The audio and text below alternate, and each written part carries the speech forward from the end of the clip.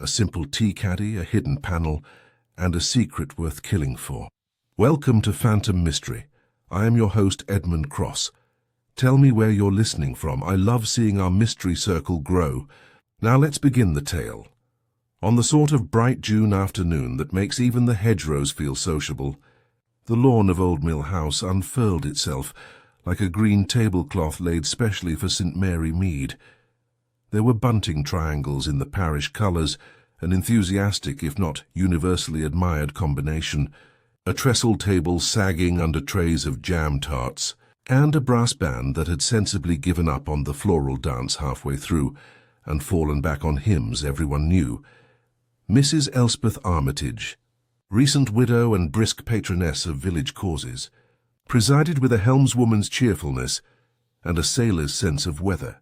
That is to say, she looked at the sky as if it might be persuaded to remain beautiful through tact alone. "Marvellous turnout," she declared, not to anyone in particular. "We shall finish the church roof and the school piano, and very likely the vicar's bicycle at this rate." Miss Jane Marple, small and pink and very tidy in dove grey, stood politely behind the jam stall, though she had twice been urged to sit. She had the air of a person who knows selections of jam can be as revealing as selections of friends, and watched with mild interest as Mrs. Granger selected gooseberry with reckless prosperity, while Mr. Pettigrew, the bank manager, bought a single, uncertain pot and immediately regretted it. There is, at any fate, a centrepiece. At Old Mill House, it was not the cake competition, won beforehand by Mrs. Rowan, who baked like a drum major marching through a military band, but the auction of curios in aid of the Ladies' Guild. At the head of the table, where small lots glittered, brooches shaped like violets, a cracked miniature of a soldier with wistful eyes, stood an object to which Mrs. Armitage drew everyone's attention as a mother hen gathers chicks. "The Armitage tea caddy," she announced. "Georgian walnut veneer bone escutcheon." Family legend that it was used to smuggle lace during the Continentals. There, she added, touching the lid with affectionate fingers, a hidden panel. "I discovered it as a girl and hid raisins in it until Cook found me out." There was a pleased sound from the crowd, that volume of admiration which is half curiosity. Miss Marple thought how seldom hidden places stay that way. "Cupboards, drawers, hearts. You'll not sell that, Elspeth," called Mrs. Rowan, half joking but with real anxiety beneath. "It's practically the old mill itself," Mrs. Armitage smiled. "For the church bell, my dear. What is family for if not for bells and roofs?" Then to the auctioneer, Mr. Tobias Quill, a long man whose forearms looked permanently dusted with sawdust, "You shall start us after tea." After tea. That promised interval began precisely at 3, when the brass band collapsed into cups and saucers, and Mrs. Rowan clapped her hands with the authority of a nursery. Trays were circulated, cups were filled and sweetened.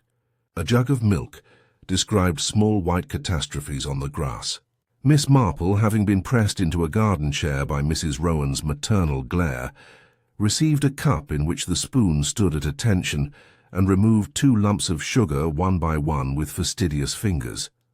Across the lawn, Mr. Quill drifted towards the curios table and rested his hand on the tea caddy's lid with an absent proprietary gesture. People touch things, Miss Marple reflected.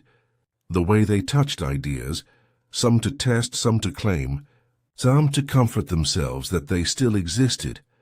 If there was a dramatic person in St. Mary Mead that day, it was not Mrs. Armitage, who disliked dramatics, except in bouquets, but her nephew, Mr. Julian Brent, lately returned from a year in the East and full of phrases like "quite too shattering." He was handsome in the ruined sense handsome men so often develop early, and he laughed loudly at anything that might be a joke.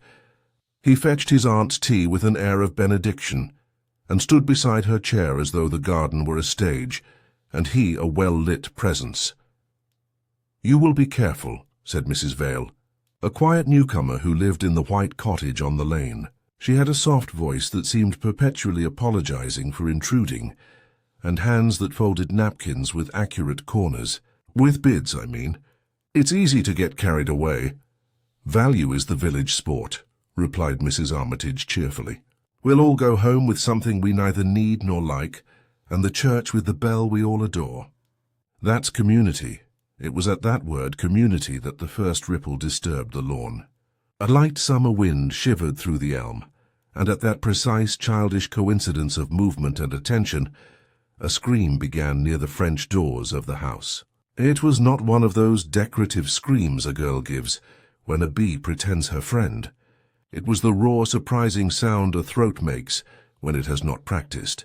A maid, Lottie, round-faced, high-coloured, with the nervous jaw of the newly employed, stood at the threshold, one hand to her mouth, the other pointing, not quite bravely, into the cool dimness of the drawing-room. The brass band faltered into silence with guilty speed.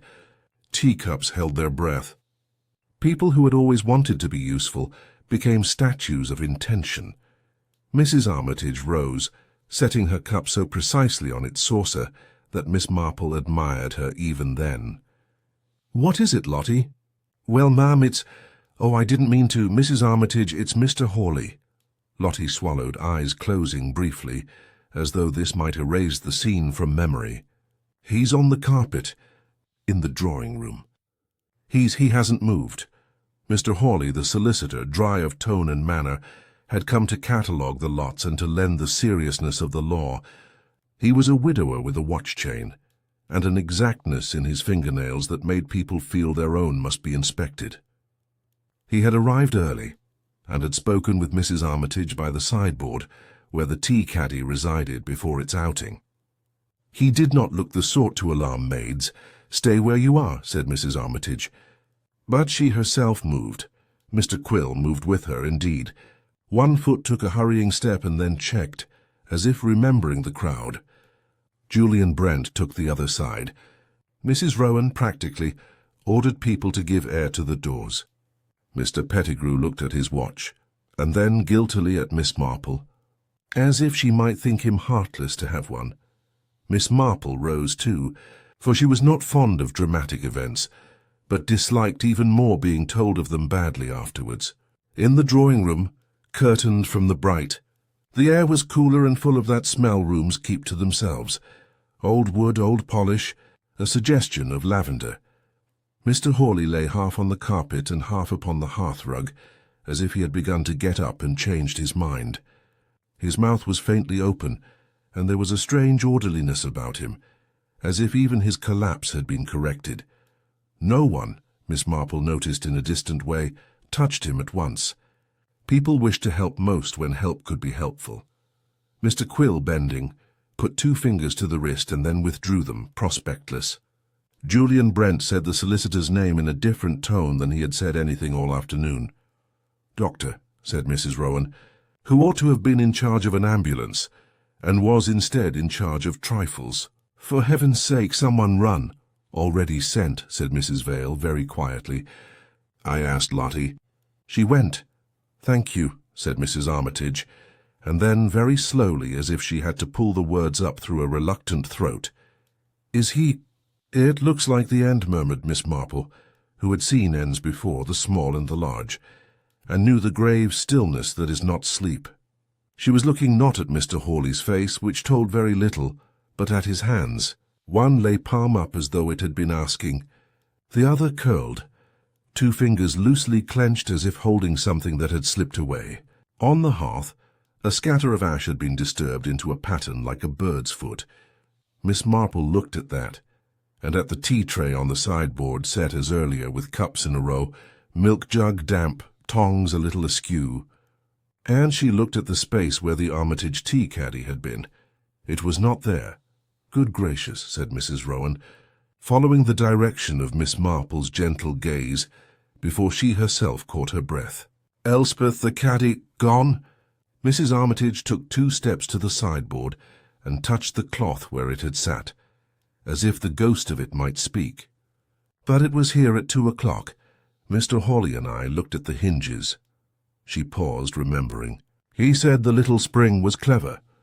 I told him my father always said a hidden panel is a temptation to honest men."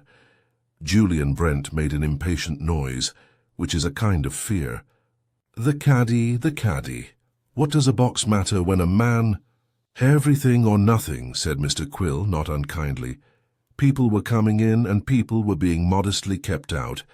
The doctor arrived with country speed and country calm, and did what doctors do that is sensible and short. He was within a few minutes very sorry to inform them. Mrs. Armitage stood perfectly upright while he spoke, which is one of the tests of being a hostess under the English system, and at the end she nodded once and asked that Lottie be given lavender water, and that the band not attempt Abide With Me just yet. Miss Marple, who had been part of villages long enough to know that shock is a crowding plant, looked about her with mild eyes. Grief comes like a tide, surprise more like a slap. People show both on their faces, but differently. She noticed, for instance, that Mr. Pettigrew's lips were white, but his hands nimble with his glasses. That Mrs. Vale, who had rung for the doctor, now stood behind the door as though to lessen herself. That Mr. Quill's gaze drifted again and again to the sideboard. That Julian Brent's hand remained on his aunt's chair back with such pressure that the wicker creaked. In the small crush of movement, Lottie the maid sobbed that she was sorry, she was so sorry. She had only gone in to fetch more spoons, because people were taking them away to stir and not bringing them back. And I saw him like that, miss. And then I saw as how the box— Yes, said Miss Marple gently. You saw that the box was not where it had been. On the mantelpiece, slightly dusty, stood the photograph of the late Mr. Armitage in naval uniform, smiling in the cautious way men smile in portraits. Miss Marple looked at him, because she did not wish to look again at Mr. Hawley. Then she looked down, as any neat person might, at the tiny drop of dark something just at the skirting near the hearth. Not blood. She had seen blood, and this was not that. A mark, rather, as if something sticky had tapped the paint and rebounded. One of Mrs. Rowan's jam tarts could do that to a tray. Or varnish could. Or something else. When, a little later, Inspector Lake from Much Benham arrived, solid and courteous and prepared to say the necessary things about the sad business, he found a room that smelled of lavender and cool polish and uncertainty. He found a family friend who was brisk and pale, a nephew strained and restless, a village full of opinions forming neatly like cream on milk. He found, too, that Miss Marple was sitting quite quietly by the window, her gloved hands folded on her bag, eyes on the lawn where sunlight fell in squares through the French doors. Miss Marple, said Inspector Lake, who had met wisdom before and knew a sample when he saw it. I hope you haven't seen too much. Oh, Inspector, said Miss Marple with that gentle vagueness which is a very good cover for a great deal. I have seen a garden party, and something rather out of place. What would that be, madam? Miss Marple's eyes rested for a bare second on the sideboard, then moved away again as a bird's might. A little gap, Inspector, where a thing ought to be and isn't. People always rush to fill a gap. It will be interesting to see who tries. Outside, the village went on being itself, teapots being emptied, buns being wrapped in paper, children being scolded for wanting to run on a lawn that now seemed to prefer walking. Inside, a man lay very still, and a family object had slipped away as quietly as a thought one means to remember, and does not. And that was how the afternoon, which had begun with bunting, moved into its later hours with a different sort of flutter entirely. Inspector Lake did not rush the room. He asked for fresh air, a carafe of water, and for everyone to remain nearby. Mrs. Rowan handled chairs and Lottie, who clutched a lace handkerchief as if it licensed tears. Mrs. Armitage stood by the sideboard, her hand over the empty square where the tea caddy had sat. Who last handled the caddy? The inspector asked mildly. I did, said Mrs. Armitage, at 2:30. Mr. Hawley admired the veneer in the spring. He examined the panel, closed it, and replaced it here. Then we went to tea. Miss Marple, neat and unobtrusive, watched the room breathe again after the doctor's departure. She noticed a tacky dot on the skirting, an ash smudge like a bird's foot, and Lottie's shoes with a crescent of flour. Julian Brent shifted, the wicker of his aunt's chair creaking under his hand. "Isn't it obvious," he said, While we were outside, someone slipped in. The doors were open. Any thief could tuck a box under a coat. The obvious answer is often true, said Lake. But thieves don't generally leave solicitors on the carpet. Mr. Quill, you were managing the lots. Quill's voice was steady. At 10 to 3 I checked each item against our list, he said, tapping his breast pocket. The caddy had not been brought out. Who was to bring it? I was, said Mrs. Armitage, after tea. Then until tea ended it remained here, Lake said. Was Mr. Hawley in this room most of that time? In and out, said Mrs. Armitage. He spoke with me. He spoke with Mr. Quill. He stood at the French doors and looked at the lawn. Miss Marple looked at Mr. Hawley's hand, the two fingers gently curved as if they had lately held a small thing. Keys, spring paper, she filed each away. Forgive me, said Mrs. Vale, her quiet voice like a folded letter. 10 minutes before the scream, Mr. Hawley stepped out and spoke to the vicar's wife. Then he returned. He seemed preoccupied. Thank you, said Lake. You also sent for the doctor. I was near the telephone, she replied. Did anyone else go in or out? Lake asked the room. He looked as if consulting, not accusing. Servants, said Mrs. Rowan. Twice for spoons and once for napkins. I sent them, Lottie gulped. I only came for spoons, sir. I would never touch a lady's things. I'm sure, said Lake, making a brief note. Mr. Pettigrew. The bank manager straightened uneasily. I remained on the lawn, he said. I stepped into the hall for my hat. I can attest to the hat, said Mrs. Rowan. Julian laughed and stopped. Is it necessary to inventory hats while a man lies dead? It is necessary to inventory everything, Lake said gently. People act upon what is within reach. Miss Marple adjusted her glove and observed the hearth again. Someone had knelt there, she felt sure. Knees betray what hands conceal. Mrs. Vale's hem was clean, Mrs. Armitage's immaculate, Mrs. Rowan's. Hem showed the faintest dulling at the knee. The doctor had named the heart. Mr. Hawley's age allowed it. His spare body suggested prudence. Yet the tidiness of him told a different story. Sudden death on tidies. This one had folded itself away. Lake began taking statements. He worked gently. Mrs. Armitage went first, to the small library that still held the scent of pipe smoke, though the pipe had been laid down a year ago.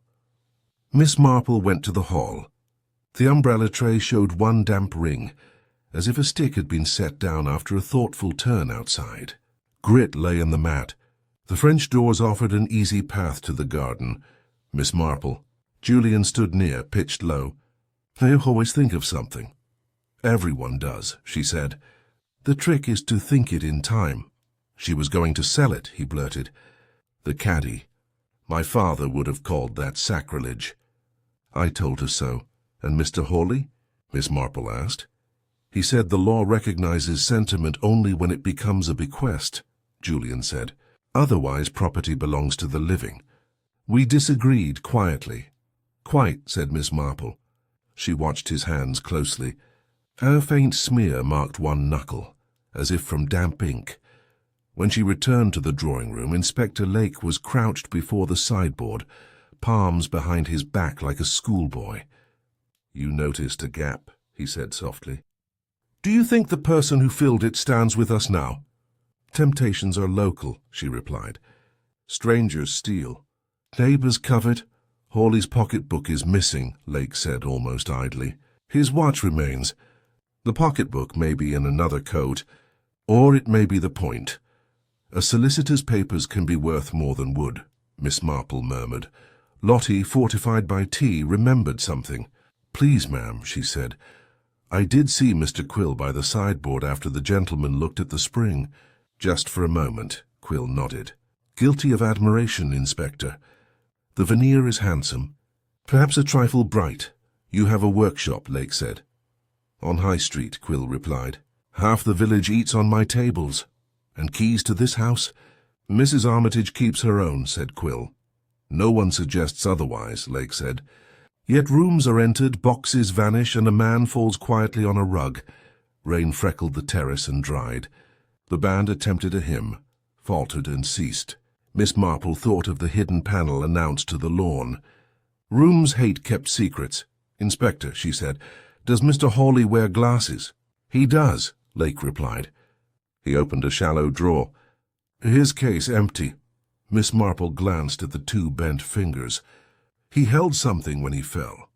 A note, perhaps. For his glasses." The vicar arrived to offer prayer and calm. People came and went carefully. Statements accumulated. The afternoon lost its brightness and kept its heat. After 5, a boy appeared at the French doors like a scout. Mud ringed his knees. "Please, miss," he said, choosing Miss Marple instinctively. "There's a box in the U by the ha-ha. Me and Alfie didn't touch." Inspector Lake's glance met Miss Marple's with brisk camaraderie. "We shall see it," he said. They crossed the terrace together. The yew hedge breathed resin. In the crook of 2 branches rested a walnut rectangle with a bone escutcheon, the lid primly shut. Lake lifted it with a handkerchief. "The Armitage tea caddy," he said. "And a smear here," Miss Marple said, pointing to the lower edge. "The same dull tackiness as the skirting." Lake opened the lid. The tea compartments were empty. The concealed panel was misaligned, as though someone had pressed and failed. On the gravel lay a folded slip of paper, half escaped from the hedge. Lake steadied it with his handkerchief. Miss Marple unfolded it. 4 words sat in a neat legal hand. "Not here." "After bells, bells," Lake repeated. "The practice is at 7 for the fund." "They called people and cover noise," Miss Marple said. "And someone else," Lake replied, "came early and met death instead." Miss Marple folded the note and met Lake's steady, questioning look in silence. Miss Marple did not contradict the inspector at once. She seldom did. She touched the torn edge of the paper, as delicately as if testing lace, and said almost to the U, that messages waiting in hedges were apt to be collected by the wrong birds. Lake slipped the note into an envelope, and they carried the caddy back by the long way out of regard for sensation and lawn. The light had turned polite. Clouds massed themselves as if to attend vespers. Mrs. Armitage met them on the terrace with composure, so fine it looked like porcelain. "You've found it," she said, and her hand, though steady, did not reach. "Was anything inside?" "Nothing that ought to be," Lake replied. "A panel forced and a note misplaced." "Who besides you knew of the panel?" "Half the village by tea-time," she said dryly. "Before that, my late husband, Mr. Hawley, and myself." She looked not at the caddy, but at Miss Marple. "I am not embarrassed to sell it. I am, however, very much discomposed to find it in a hedge." "Discomposure," murmured Miss Marple, "is the most honest expression in a village. It tells you there has been a change." "Inspector," Mrs. Rowan called from the drawing-room, appearing with the vigour of a well-run kitchen. "Your constable would like a word about footprints near the French doors. Also, Lottie has remembered a disagreeable smell, like varnish when she came in for spoons." Lake looked at Miss Marple and then at Mr. Quill, whose expression did not alter. "Varnish is not a criminal in itself," he said evenly. "If I smell of anything, I smell of work." "Work does cling," Miss Marple agreed amiably. "So does sentiment." "Madam," said Quill with a little bow that might have been old-fashioned or merely careful, "I prefer the grain to sentiment. Grain does not lie." Miss Marple thought that was a mistake of philosophy. Grain lies whenever it is veneered. Lake set the caddy above the sideboard, where the cloth kept the exact square of absence around it, as though announcing that a thing once missing can never quite return to the same spot. He asked Mrs. Armitage for a page of Mr. Hawley's hand. Nothing private, merely his signature on the guild inventory. She produced a card in his neat, dry script. The 4 words from the hedge looked like cousins of those letters, if not brothers. The same habit with capital A, the same parsimonious tales. Lake said he would consult the laboratory and put the card away without meaning it ceremoniously. "Why after bells?" he asked the heir. "Because bells gather and they drown," said Mrs. Vale from the threshold, apologizing with her posture for having a thought at all. "They gather people to one place and drown the small noises in another." If one wished to open something quietly, or hand something over. What, for instance? Lake asked gently. I wouldn't presume, she said, and retreated an inch. Documentson, said Mr. Pettigrew unexpectedly. I do not suggest such a thing occurred, he added, flushing. But auditors are due. Pledges, debentures. If a paper were to be presented in exchange for cash, a solicitor might act. Discreetly. Mr. Hawley would not run cash through a tea caddy, Julian said with scorn. Men do practical things in foolish ways when they believe the way to be clever, Pettigrew returned, a trifle prim. Miss Marple asked if Mr. Hawley's spectacles had been found. They had not. She went to the hearth again, where the ash had been disturbed and the skirting wore its tacky dot. Kneeling, she saw a faint, dull crescent on the rug, like the ghost of a lens pressed briefly against pile. She did not touch it. She did not need to. One sees where careful men set things down by the care they take not to lose them. The village did what villages must. It cleared away the fate as if tidiness could file the event, and it talked as if talk could stitch a day together. The vicar's wife brought news that the bell ringers would practice from 7 until 8 for the charity peal. We shall ring queens and then grandsire triple, she said, as if announcing a pudding. It is hoped the sound will travel to Much Benham and stir them to give. Lake said the bells would be useful to him as well. He asked Mr. Quill politely if he would mind their stepping by his workshop before 6. Quill minded nothing that could be named. He offered them the wide, clean space behind his shop on High Street, where glue pots and clamps stood in sober ranks, and boards leaned like soldiers at rest. The place smelled of wood and sap, and the faint chemical sweetness of something recently applied and not yet cured. A rag lay on the bench with a dull amber sheen, as if it had kissed the edge of a tin. You use shellac? Lake asked. French, polish, and varnish, Quill said. Not on Georgian veneer. One mends. One does not improve. Miss Marple admired a small writing box in for repair. Its tiny spring hid with the shyness of mechanism. One pressed, and if one knew how, it offered. The secret is in the finger, Quill said, demonstrating. Not strength, but direction. That is why people force and damage. Like the panel in the caddy, Lake observed. Quill's glance flicked. I haven't touched your caddy, Inspector. I didn't say you had, Lake replied pleasantly, but you would know how not to. There are 10 men in the village who could open that panel, Quill said. 9 of them would boast. I am the 10th. He wiped his hands. Am I suspected because I smell of my trade? Then suspect the baker for smelling of yeast and the vicar for incense. Trades have alibis, Miss Marple said with a gentle smile. Motives less so. Lake asked where Quill had been between 2:30 and the scream. Quill repeated his earlier account, and added that Mrs. Vale had come in at 2:50 to ask about polishing a small table. He had promised to call next week. Mrs. Vale, when asked later, confirmed that she had indeed gone to speak to Mr. Quill about furniture, and had found the shop shut, and Quill, when he appeared, distracted and kind. They met Mr. Pettigrew emerging from the bank's side door with an air of having tidied money into its pyjamas for the night. He blinked at them and said auditors were always like cold baths, good for one and never pleasant. Miss Marple asked, as if it were a social inquiry, whether the Armitage estate were entailed. Pettigrew said no. The house belonged outright to Mrs. Armitage. Only certain objects had sentimental injunctions attached by the late Mr. Armitage, and those were a matter of honour, rather than law. Mr. Hawley was perhaps over-scrupulous in reminding his clients of honour, Pettigrew added, moving his watch-chain like a rosary. Honour is tiresome, Julian said behind them, appearing as if he had been listening to a conversation a street away. It is always applied to things one wants to do without it. Honour, said Miss Marple, is like starch. Useful in collars, unpleasant in puddings. She asked him, quite artlessly, whether he had acquaintances in the East who wrote letters on thin blue paper and arrived lately. He stared, laughed, and said that was the oddest of odd questions. No, Miss Marple. All my letters are tiresome white. She had not asked to know. She had asked to see him answer. There is a little tightening at the corner of the mouth when people consider whether a lie would be easier than a truth.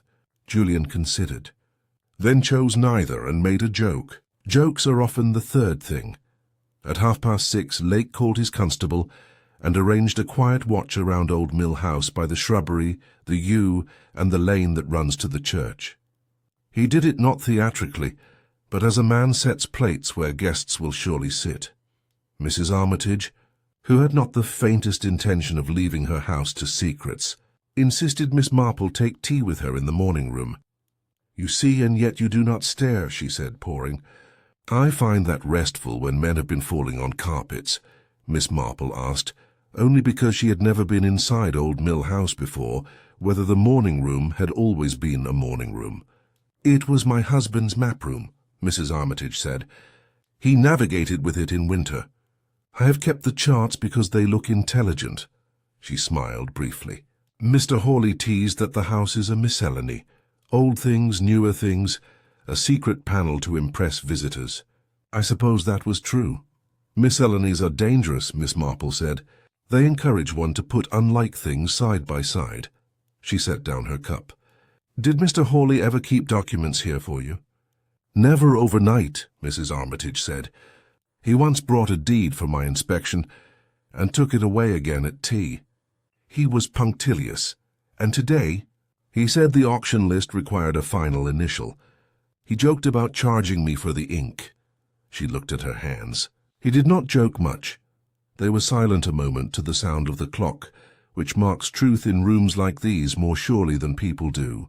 Then the first bell stirred the air, tentative, as if clearing its throat before speaking. Miss Marple looked towards the church by instinct. Sound travels along hedges faster than it does across fields, and the hedge outside the French door shivered with the note as if in comprehension. "After bells," she said quietly, not to Mrs. Armitage and not to Lake, who had come to the doorway, but to herself.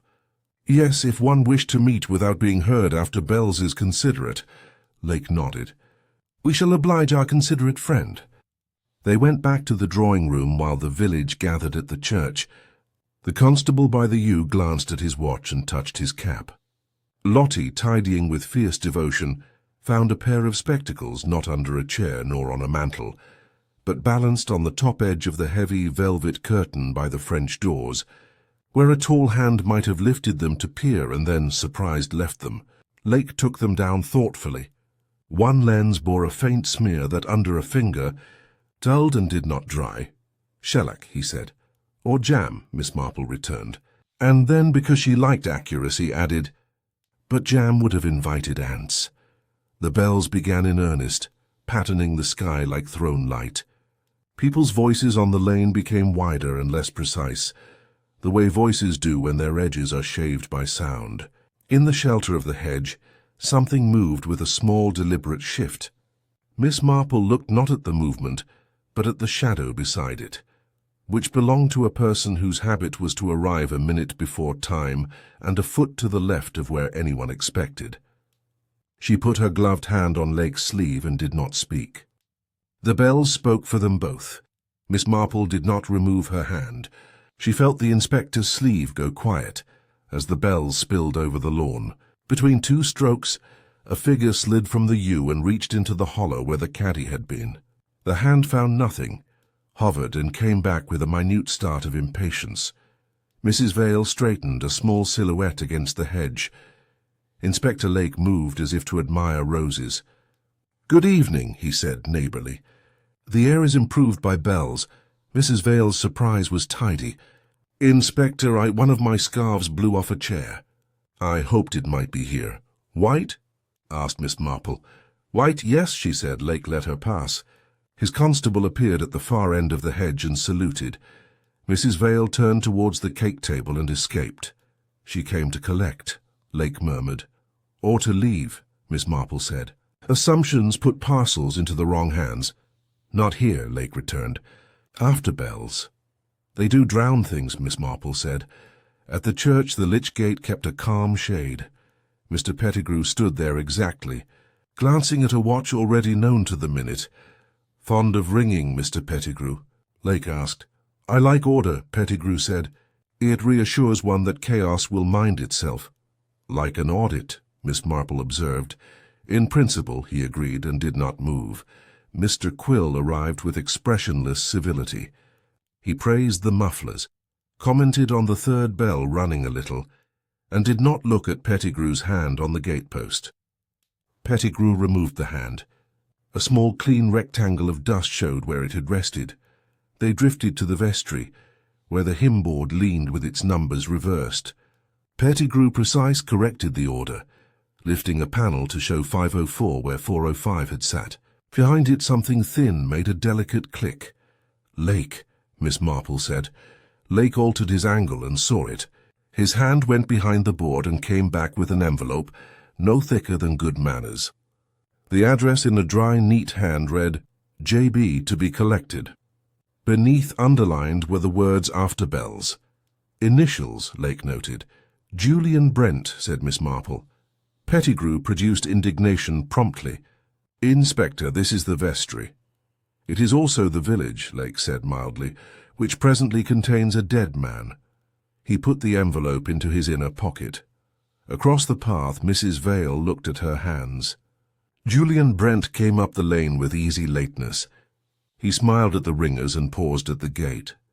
"Do you care for bells?" Miss Marple asked when he reached them. "I prefer things that strike once," he said. "But bells are civilizing. They make other noises discreet." "Do they?" Lake said. "Or small economies," Miss Marple added. And Julian's eyes slid towards the vestry. The changes wound to their end. Pettigrew thanked the captain and lingered. Quill had already gone. "Shall we?"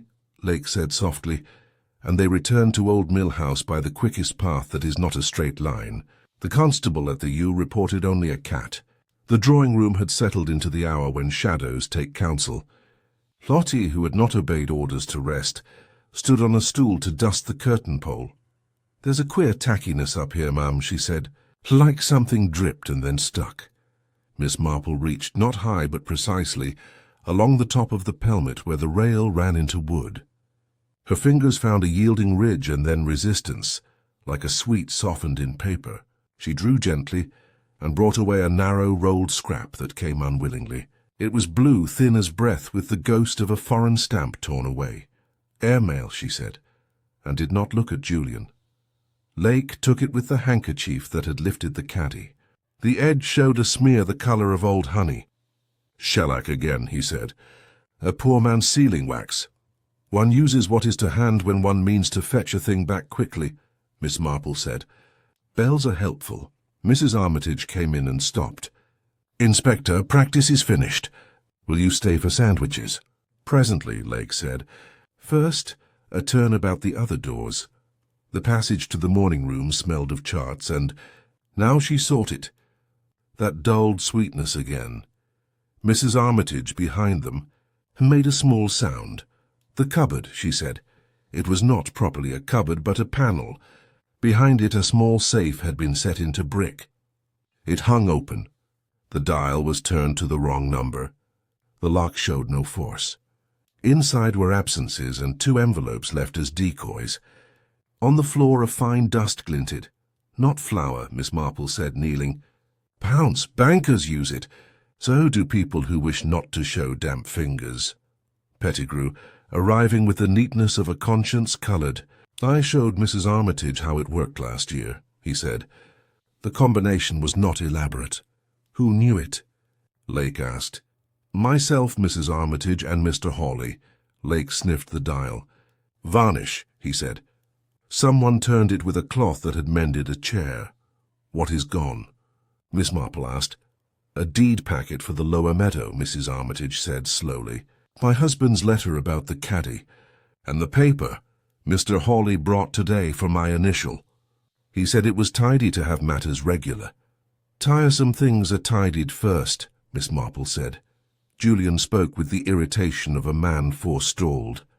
"If we suspect every tradesman and banker and widow, we shall have no one left to sell tickets for the Bell Fund." "Innocence isn't a ration," Miss Marple returned. "It sits where it was left and looks at one." She glanced at the blue scrap.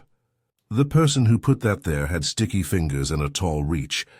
The person who opened this had dry hands and numbers. 2 acts, Inspector. Not necessarily 1 actor. Silence shaped itself after the bells. The house creaked. It felt briefly listening. Lake closed the safe gently.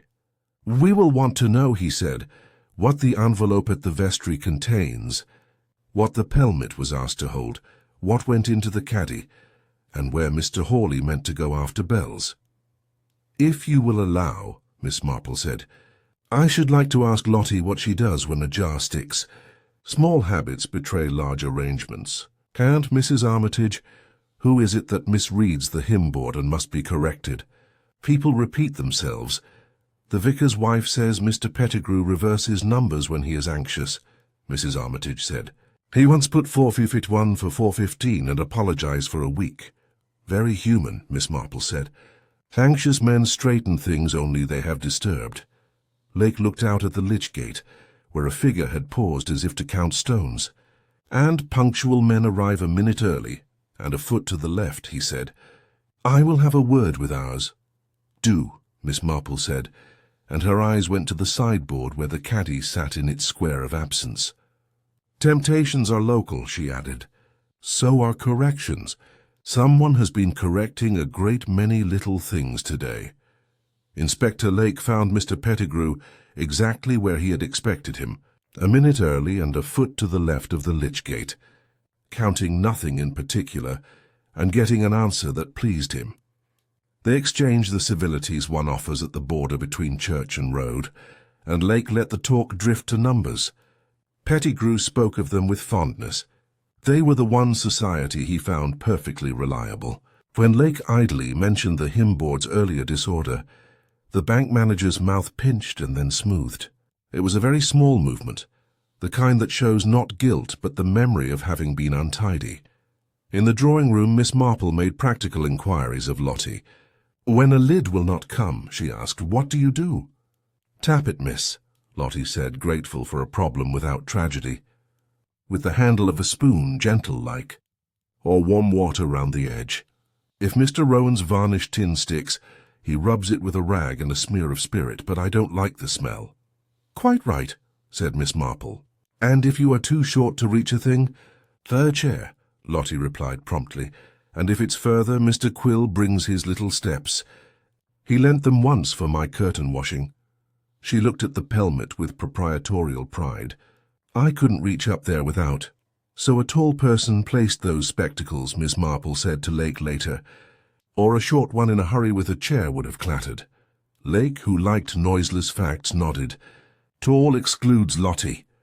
His eyes went to the door where Julian had just sauntered in, careless as a cat.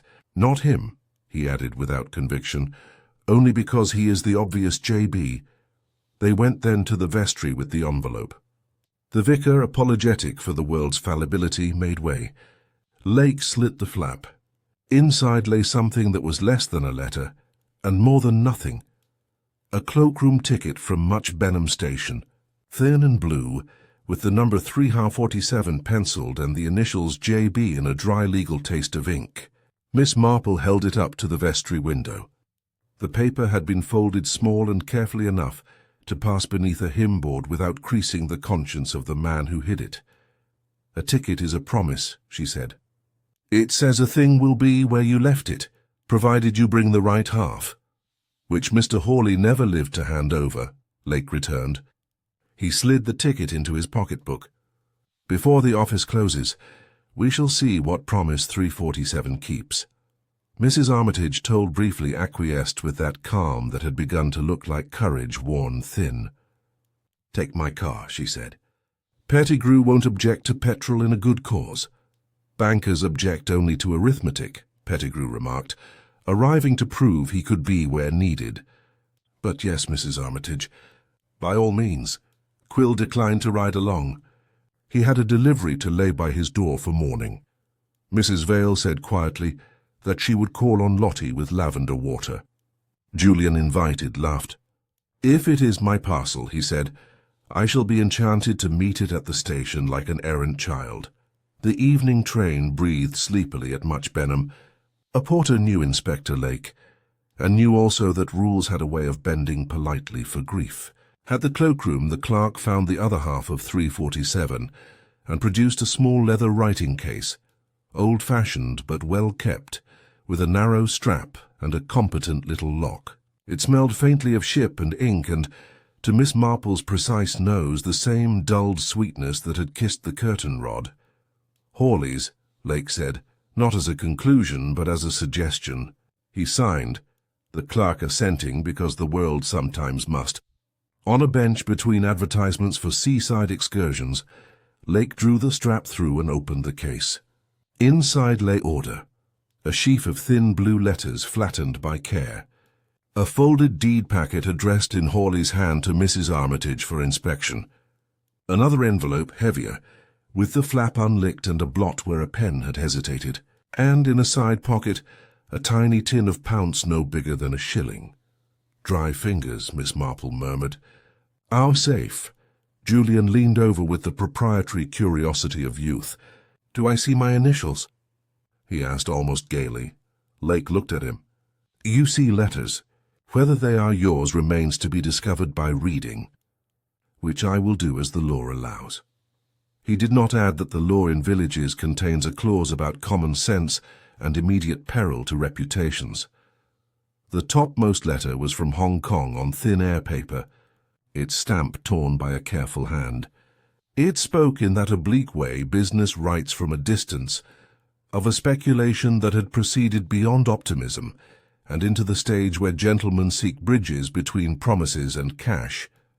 It mentioned Julian by name precisely once, as introducer, not as principal. It suggested that an acceptance due in July could be met by a short-term facility if a certain deed could be shown as security for a fortnight. The lower meadow had the misfortune to be described in the same breath as liquid. "Liquid," said Miss Marple, "is a dangerous word. It encourages people to pour away what ought to be kept in the jug." Julian had gone a shade paler. His charm, which sat on him like an expensive coat, did not wholly conceal the chill beneath. "Naturally, I introduced people," he said too quickly. "One meets opportunities abroad." "The letter dates 3 weeks ago," Lake observed, "and the acceptance falls. After bells." He slid the business aside and opened the deed packet. Inside were 2 versions, the original clean with age, and a carbon copy with a small neat alteration to a number so minor that only money would care.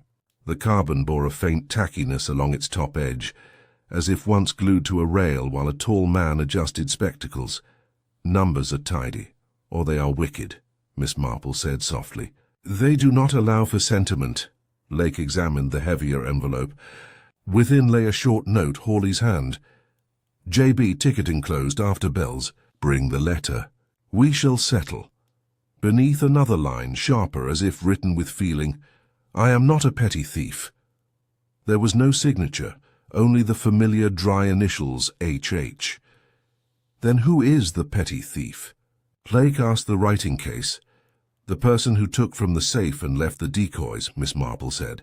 "Different hands, different habits. One man keeps letters flat and puts a ticket where bells will cover his taking. The other sprinkles pounce and turns a dial with a cloth and straightens hymnboards because numbers irritate him. One man smells faintly of ships and a little of improvidence. The other smells faintly of ink and moral starch." She looked at Lake mildly. "They may, of course, be the same man. Men are contradictions. That is why marriages and banks persist. But I do not think it." They drove back by lanes that remembered hooves. The dusk made puddles of sky in the ruts. Outside Old Mill House, the air felt as if it had decided to keep secrets until morning, and then reconsider. Inside, Mrs. Armitage sat with her hands on a letter she was not reading. Mr. Quill, unexpectedly, had returned and brought a little stool for Lottie's use, setting it down with a quiet that showed long practice in moving burdens without bruising wood. Lake placed the writing case on the table and, without flourish, removed the contents. He read the Hong Kong letter aloud, dryly, the way one reads a weather report. Mrs. Armitage did not look at Julian while he spoke. She watched Miss Marple. "No one is to be ruined if there is another way," she said when Lake had finished. "That is a family rule in my house. If the meadow must be pledged for a fortnight, the bell will be paid for some other way." Her mouth bent into a smile with no mirth in it. "I dare say I have a bracelet." "That," Miss Marple said, "is how villages right themselves after storms. But it does not tell us who moved their furniture during the wind." Julian lifted his head, as if to be proud, and achieved only defiance. "Hawley knew," he said. "He agreed to keep the case until bells. He would have handed me the ticket, and we should have. He is dead." "I did not kill him." "No one has said you did," Lake replied, "but you are implicated in his afternoon." "Every man in St. Mary Mead is implicated in every afternoon," said Mrs. Rowan from the doorway with sandwiches. "It is the only way to get anything done." She set the plate down and briskly to Miss Marple, "You were right about the varnish on the skirting. I tried a drop on my table. It dries with that same dull look. Only a careless man leaves a shining drip." "A careful man, then," Miss Marple murmured. "Or a careful woman who has been put into a hurry." Her eyes found Mrs. Vale, who stood, unnoticeable as a vase, near the door. Mrs. Vale's quietness had begun to seem, to Miss Marple, not the natural modesty of a self-effacing person, but the cultivated habit of one who has learned the advantage of being present without being counted. "Mrs. Vale," Miss Marple said, as if asking after a neighbour's geranium, "did your scarf ever turn up?" "It did not," Mrs. Vale replied. "I dare say it will turn up in laundry, as so many mislaid things do." "Laundry rarely produces station tickets," Lake said pleasantly. "May I ask why you were by the U at the very moment when bells rendered speech private?" "I am new," she said simply. "I learn from other people's habits. Bells teach a timetable." "A good answer," Miss Marple said, smiling. "Habits are history in the making. One can see futures from them." She looked down at the writing case, at the blue letters, at the tiny tin of Pounce. "We have here a promise, an anxiety, and a correction," she said softly. "Promises meet in hedges. Anxieties straighten numbers, and corrections are always tidier than the original sin. The next thing a correcting person does, if I may hazard it, Inspector, is to return to the first small mistake and mend it, in case someone noticed." Lake's gaze went to the hearth and then to the pelmet and then slowly to the safe. "He or she will try to replace what was taken, now that the meeting is spoiled. Or to remove what was left," Miss Marple said. She stood. "If you will indulge me, Inspector, I should like to sit quietly in the morning. Room for half an hour, and see who cannot bear an empty space." Miss Marple chose the nursing chair by the morning-room window and did nothing that could be described as watching. The safe sat in its shallow recess like a closed mouth. The sea charts lent the walls an air of patient sobriety. Lake placed a constable on the terrace and withdrew down the corridor with the tact of a man leaving a room to tell the truth to itself. Mrs. Armitage went to press tea and steadiness upon Lottie. The house resumed its small sounds, a clock stepping on, a tray set down with apology, a thread of cool air arriving at the panel and withdrawing as though it had knocked. Feet have manners. The guilty borrow the good ones and never quite catch the gait. Miss Marple listened for a step that meant correction, not curiosity. Presently Mr. Pettigrew came in, carrying silence neatly like a folder. He went straight to the panel. He did not fumble. The little door lifted.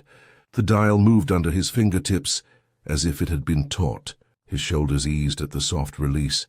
He reached in, paused, like a man recognizing a misfiled page, and began to withdraw a packet. She coughed, the polite cough one gives when tea is rather too hot. He turned with care, closing the moment as one closes a ledger against a draft. "Miss Marple," he said. "Mr. Pettigrew," she answered. "Empty places upset people. They rush to fill them." "I could not sleep," he said, which was true and insufficient. "In the confusion, papers may have been left. I thought to take them to the bank at first light."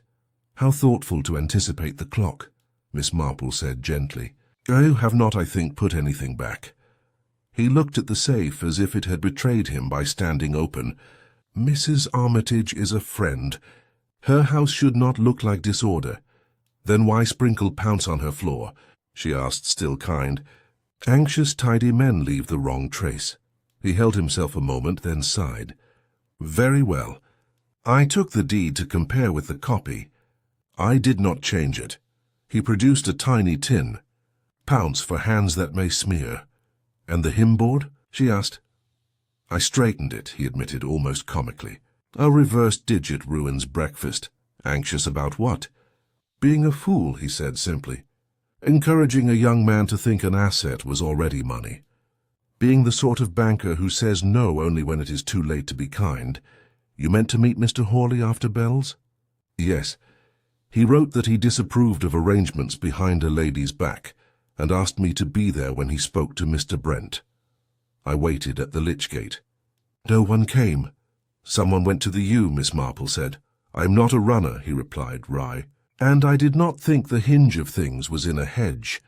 Inspector Lake had returned as quietly as Pettigrew had arrived. He took the little tin with a nod. "We are collecting habits," he said. "They teach more than statements." He shut the panel with a short, final motion. When Pettigrew had gone, he added, "He is not our varnish." "No," Miss Marple agreed. "He belongs to ink. Varnish belongs to wood, and to people who use what is at hand as glue." "Quill," Lake said without relish. "Mrs. Rowan has varnish, but she would never leave a dull smear." "Mr. Quill came back with a stool," Miss Marple said. "He keeps tools under his arm and solutions in his pocket. He could lift spectacles to a pelmet without fuss, and press a scrap to a rail without a bruise." "Why would he meddle?" Lake asked. "A village tradesman does not steal a tea caddy," she said, "but he might move one to protect it, or to remove a word that makes a thing seem worse than it is.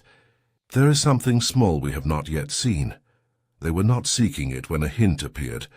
Mrs. Rowan had laid a sensible spread in the dining room. As Miss Marple helped, she lifted the mustard lid and saw caught under the rim like a pale fish scale, a sliver with a faint amber glaze. She coaxed it free with a knitting needle. It felt tacky. A hair clung to it fine and fair. "Shellac," Lake observed, "and fair hair." "Not Lottie's," Miss Marple said. "She sheds dark courage. Mrs. Armitage is fair, but of a different sort. Mr. Pettigrew's is fair, yet he smells of clean cloth and arithmetic, not timber." Julian wandered in, late and light. "Has the mustard joined the case?" he asked. "Everything joins when it misbehaves," said Miss Marple. "Were you in the drawing-room before tea?" "I flitted everywhere. I was a nephew in general use." "Did you fetch your aunt's pen?" "I brought a pencil." "She likes to rub out obligations," he smiled. "It would not do." "I did not kill Hawley. I meant to borrow time, not life." "Borrowed time has an unfriendly rate," she said. Lake arranged that everyone remain overnight and sent for the doctor to consider again the story in Mr. Hawley's hands. Miss Marple went back to charts and panel and let the house talk. It said that Bells had broken a plan, and that the person who lives by correction had not finished. She returned to the drawing-room. The late Mr. Armitage, cheerful and cautious in his frame, regarded the hearth. Beside him hung a small watercolour of the lower meadow, a fraction crooked lower left corner high. Miss Marple touched it. Behind, pinched into the backboard with persnickety care, lay a trimmed sliver of blue air letter. She did not draw it out. She replaced the picture exactly and found Lake. Someone has hidden a piece of a letter, where a correcting person must set it straight, and so show himself, she said. "Let us leave it. Put chairs so the only easy path is from the hearth. A tall man will not need a stool. A short woman will fetch one. A careful banker will arrive a minute early and stand a foot to the left. And a carpenter?" Lake asked. "A carpenter will step where the boards do not complain," said Miss Marple. "We shall listen for that." They made no display. Mrs. Rowan cleared with the judicious clatter of a woman lending privacy. Mrs. Vale folded herself into a corner. Julian drifted like a moth that had mislaid the notion of flame. Mrs. Armitage sat with the composed look she wore when deciding what could be spared. Lake stood by the hearth as if the mantel had asked a question. Miss Marple resumed the nursing chair and regarded nothing. The house answered. A board to the right of the hearth gave a practiced sigh, the modest confidence of a favoured root. Lake's chin turned a fraction.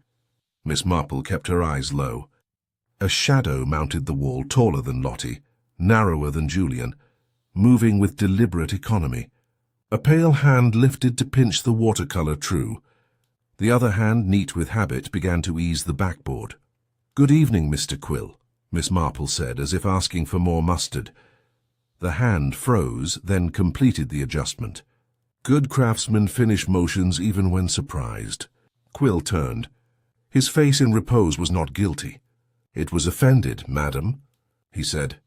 "You step where the boards do not complain," said Miss Marple pleasantly. "It is a kindness carpenters do for houses.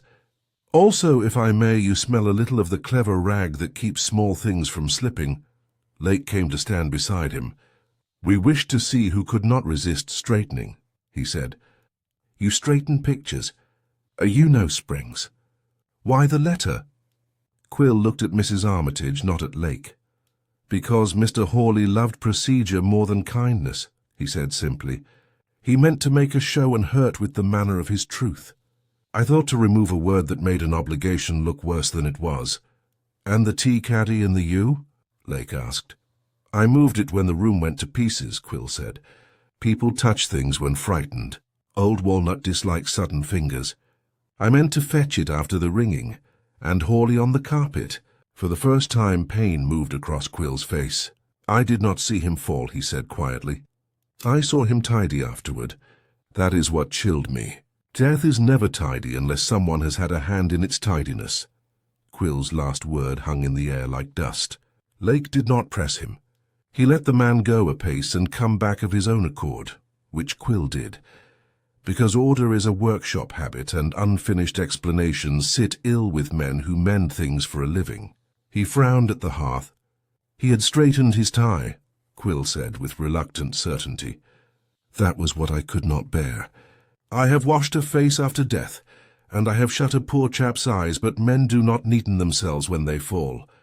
Somebody did that for him. Somebody with a tidy soul." "A tidy soul," Miss Marple repeated mildly, as if tasting the phrase. "One that folds napkins to corners and moves a chair back by the width of conscience." Quill's eyes flicked, surprised to see his thought returned embroidered.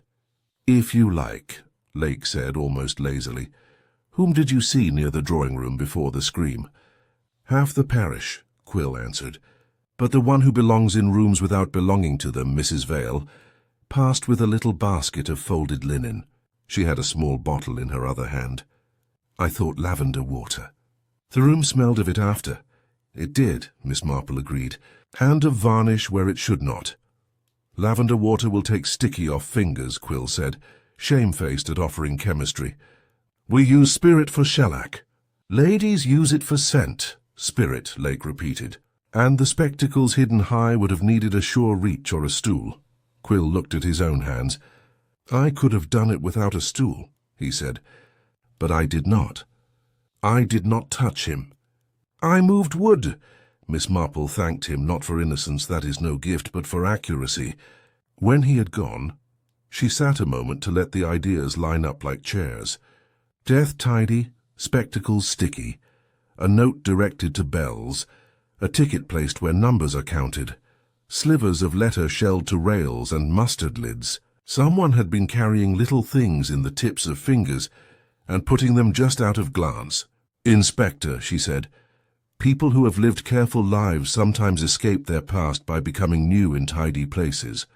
They pay their rent with regularity, and their kindnesses with exact change. They do not like men who turn up old accounts." "Mrs. Vale," Lake said, as if trying a key in a new lock. "What account?" "Not money," Miss Marple said.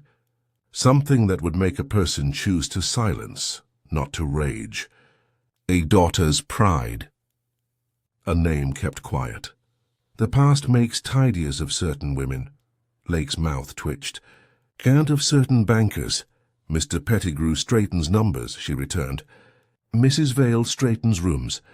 They found her in the hall advising Lottie on soap flakes with diffident authority. She folded the cloth exactly in half and then in half again. When Lake asked pleasantly whether she had been in the drawing-room just before the alarm, she did not blink. "I had carried napkins," she said. "Mrs. Rowan conscripted me as she does everyone. I set them on the sideboard and went out again. It is true I dislike untidy piles. Did you see Mr. Hawley?" Lake asked. "He was by the hearth, looking into the ash as if for a coin," she said. I did not interrupt. Solicitors dislike interruption. And after, Miss Marple's tone was friendly, and something in it invited confidences that do not know themselves as such. "I telephoned the doctor and found the vicar's wife," Mrs. Vale said. "One does the next right thing." She paused. "Is there a wrong one to confess, Miss Marple?" "We are only sorting," Miss Marple said. "Like napkins." They left her and stepped into the morning room where the safe kept its patients. Lake said, "If Vale wrote the note, not here. After Bells, in Hawley's hand, she has a knack I do not like." The hand on the vestry envelope was his. The hedge note looked cousin to it. A good copyist wears another's clothes and forgets she has changed. "People steeped in other people's letters learn their shapes," Miss Marple murmured. "A certain class of governess used to write invitations. Their ladies thought they had written themselves." Mrs. Vale folds accurately.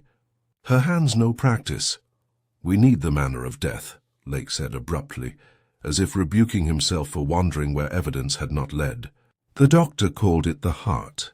Suppose the heart was hurried, by fright or by intention." "A fright that attacks tidy souls," Miss Marple said. "A threat to scatter what they have painfully arranged. If Mr. Hawley, in zeal for moral tidiness, told Mrs. Vale he would speak her name aloud before Bells, that would be a very great fright indeed." She looked at the hearth. And death tidied after. Spectacles taken away, a tie straightened, a smear wiped. Not to conceal violence, there was none, but to restore order, as if that could make the deed smaller. "That, at least, is human," Lake said. "It is how children hide broken china." Miss Marple's eyes brightened almost imperceptibly. "Broken china," she said. "Yes, and where do careful women hide a shard? Behind a picture slightly askew under a pelmet, beneath a mustard lid. Anywhere their hand has authority and no one else looks." Lake glanced at the watercolor, the pelmet, the mustard. "We could confront her. Confrontation makes tidy people smoother," Miss Marple said. "They polish remorse until it looks like duty. No, Inspector. We will put a thing she cannot bear into the room and watch which hand reaches first." "What thing?" "A suggestion of untidiness in her story," Miss Marple said. "Invite her to correct it." They did not wait long. Lake sent for the vicar's wife, who came with an expression that had confronted many confessionals and most of the minor sins of parish life. Over sandwiches she chattered as helpfully as a robin. Mrs. Vale was companion to an elderly lady in Bath, she told them, invited to recall what she had naturally collected. Before that, it was said she kept house for a gentleman who was not her husband. People can be kind and improper at the same time. She is very deft with linens. She does the flowers on Saturday. "Names?" Lake asked softly. "Only that the gentleman died abroad," said the vicar's wife, lowering her voice by habit. There was some difficulty of papers, and a niece objected to everything. Mr. Hawley had the niece later. For a time, Mr. Hawley, Miss Marple thought, who disapproved of arrangements behind ladies' backs and liked the law to be the same temperature in every room. He would have known the Bath story by Wednesday, and the niece's temper by Thursday, and by Friday he would have decided to set them right. He would have told Mrs. Vale to meet after Bells and to bring what she ought never to have had. Lake asked Mrs. Vale, quite casually when she drifted past again, whether she had ever kept house in Bath. Mrs. Vale's hands paused as if the napkin had changed weight. "For a time," she said. "We do what we must." "And abroad?" "For a time," she said again. "It is nothing to the present." "Nothing at all," Miss Marple agreed soothingly, "except that past things sometimes wish to be tidied too." It was almost 11 when Lake, having made a show of fatigue, asked that the doors be locked and the lights left low. The constable took the lane. Quill retreated to his shop. Pettigrew to his exact bed. Julian to a guest room he bore as if it were the dock. Mrs. Armitage kissed Lottie's brow with a briskness that welded comfort to order. Miss Marple asked for a kettle in the morning room, a fancy of mine, hot water by a safe, and settled again in the nursing chair as the house exhaled. They did not have long to wait. The door opened with courtesy. A figure came in and made straight for the panel without hesitation. Mrs. Vale's profile in the low light was schoolroom calm. She opened the little door by memory and slipped inside a folded paper which she had carried like a small sin in her cuff. Then she took out the decoy envelope and replaced it with the folded paper. She turned the dial with a clean handkerchief and, because she could not bear things unstraight, adjusted the chart above the safe by the breadth of a thumbnail. "Mrs. Vale," Miss Marple said, in the tone with which one corrects a stitch, "I have put Tuesday into Monday's place." Mrs. Vale did not jump. She put the handkerchief into her sleeve. "I came to put back what ought not to have been taken," she said. "That is all." "By whom?" Lake asked quietly from the door. "By Fright," she said, and for the first time her voice shook. "He told me he would speak, names and pasts, before the bells. I asked him not to. He would not be delicate. He was not cruel, only exact. He began to fall quite suddenly. I put his tie straight because it seemed indecent to leave it crooked." She lifted her hands and let them fall. "Then everything looked wrong. I tried to make it right. I hid small things. It was foolish. What did you put back now?" Miss Marple asked. "A letter," she said. "Not mine. A lady's. Harmless, but not for the village. He had it in his case to shame me with the memory of my employments. I took it from the safe when people went for spoons. I thought if it were never seen, shame would be smaller." "And the hedge note?" Lake said. "I did not write like a lawyer," she replied with a ghost of humour. "I cannot make capital letters walk like Mr. Hawley's. I only read what men write. I do not forge them." Miss Marple rose with the slowness of age that conceals decision. "You had lavender water," she said. "And spirit, perhaps. You took away stickiness, because you could not bear it on your fingers. You put spectacles high because you could not bear them near a face that was not looking any more. You meant kindness. You made confusion." Mrs. Vale's composure cracked, not into tears, which are cheap, but into truth. "I have lived carefully so long," she said. "If you live tidily, people will not pick you apart. I could not bear him to pull my careful life into pieces in a room with cakes." "Then why the you?" Lake asked gently. "I hope to keep a promise from meeting a ruin," she said. "If he could be delayed, perhaps something would be arranged without talk. I am not clever. I'm only neat." Miss Marple's face softened. "Neatness is a virtue that becomes a hazard," she said. "But it is not murder." "No," Lake said. "But whoever wrote 'not here' asked for a meeting that never happened, and someone with dry fingers turned a dial. And someone with fair hair left a sliver in the mustard." He looked at Mrs. Vale almost kindly. "We shall need you tomorrow to say again what you have said. Tonight you shall sleep." Mrs. Vale passed them with the careful dignity of a woman leaving a classroom tidy. When she had gone, Lake blew out a breath he had been holding. "So," he said, "not malice, corrections. It leaves us with a ticket in a vestry, a deed altered by a hair, and a man whose heart obliged a timetable. And a nephew," Miss Marple said, "who thinks opportunities keep their appointments. And a banker," Lake added, "who thinks they must if chaperoned. And someone," Miss Marple finished, "who wrote like a solicitor, and meant to be met after bells with a letter that would settle matters. The next thing is to see who fetches what the ticket promises, early in the morning, before the clerks stir. People who plan to be discreet wake sooner than their virtue." Lake smiled without humour. "Cloakroom, 7 o'clock," he said. "Promise 3:47 will have a caller. And we," said Miss Marple, "shall be there before him by the width of a conscience." Dawn came in a pale ribbon above the hedges. Miss Marple liked to be early at places designed for waiting. Benches say more than people. Inspector Lake felt the same and would not admit it. They reached Much Benham Station before coffee, while the porter dusted the clock. The cloakroom shutter was down. Miss Marple chose a seat that let her see the counter and the door reflected in the glass. The station cat inspected the luggage scales, dismissed them, and curled on the painted word "wait." Lake and the clerk exchanged the nod of men who know official time is a superstition. People who come for promises wear two faces. The eager hurry, the careful, contrived slowness. At 10 to 7, Mr. Pettigrew entered with the walk of a conscientious man proud of punctuality. He removed his gloves, put them on again because the morning had a precise chill, and posted himself at a decent distance as if applying for a loan. Miss Marple inclined without greeting. Lake counted the beats between Pettigrew's glances at the shutter. 3 minutes later, Mr. Quill arrived with a brown paper parcel. He nodded to Pettigrew, gave the cat respectful ignorance, and read the porter's charges as if they were grain. His eyes paused on the latch with the easy care of a man who knows how small mechanisms behave in public. At 1 minute to 7, Julian Brent came quickly, and then remembered to come slowly. Breakfast light is impertinent. It stripped him of evening gloss, and left a young man who had slept little and practiced expressions.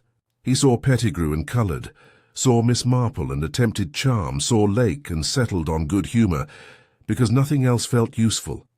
"Devotions this early?" he murmured. "Do we worship punctuality?" "We have come to admire promises," Miss Marple said.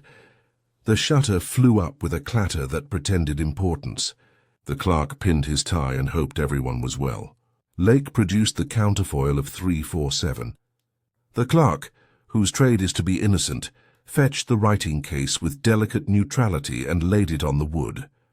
Julian made a nephew's instinctive move, and then kept his hands in his pockets. Pettigrew drew a breath, as if to offer something firm and kind. Quill watched the strap like a craftsman who respects buckles more than men. Lake set his hand on the case. "This is why a note specified bells," he said. Whoever put the ticket behind a hymn board meant to collect at an hour when the village would be singing. Mr. Hawley chose the cloakroom to avoid a scene. He disliked theatre. Hawley preferred documents to people, Pettigrew said. "Documents behave," Julian muttered, "until they are asked to do more than their age allows." Miss Marple returned. Lake showed what they already knew. Deed packet. Thin blue letters, a tin of pounce, a heavier envelope. "Nothing has been removed since last night," he said. "Does anyone dispute that this is what Hawley intended to hand over after bells?" No one did. The station cat yawned and turned the other way. "Then whoever hid the ticket knew Hawley's habits," Lake said. Pettigrew did not pretend. He admitted suggesting the ticket and the bells for discretion. The envelope marked JB was Hawley's hand. He wished things tidy. "Is sensibleness a crime?" Julian asked. "Arrangement is not," Miss Marple said mildly, "but slyness sometimes wears its best hat. We must see which habit is which." Quill shifted his parcel. "If the case contains what the clerk says," he remarked, "someone will try to alter what it means." "Alterations happen by hairs," Miss Marple said. Lake returned the case to the clerk with instructions to keep it until afternoon.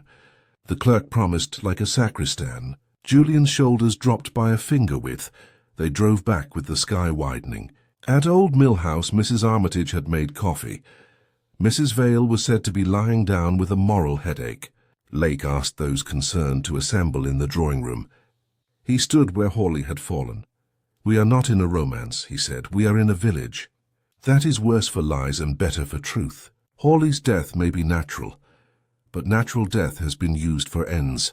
Yesterday people arranged things.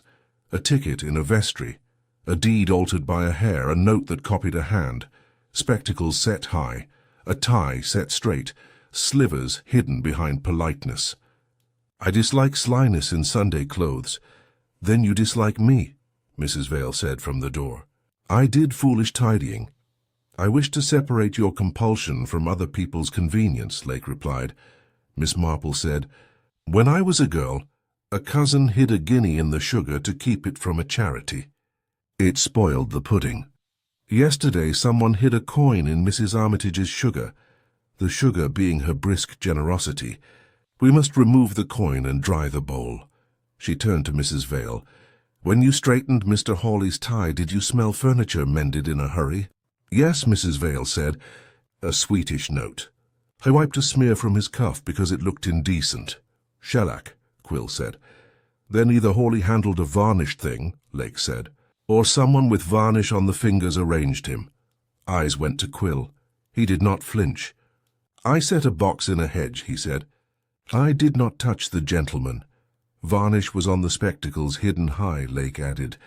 A person who cannot bear them on a face that won't see hid them, Miss Marple said. That is tidying, not malice. Pettigrew's shoulders eased. Julian looked less theatrical. Lake studied Julian. You were to meet Hawley. His death spared you a scene and deepened your difficulty. I wanted the ticket, Julian said. I wanted the case.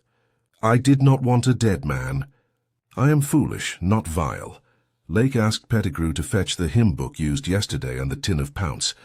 Pettigrew said he would, and went out with the walk of a man deciding to be definite. The hinge in the hall made a proud little cough. Someone had come and halted. Miss Marple felt the careful energy of a person who decides that the simplest way to avoid discovery is to remove the thing that proves it.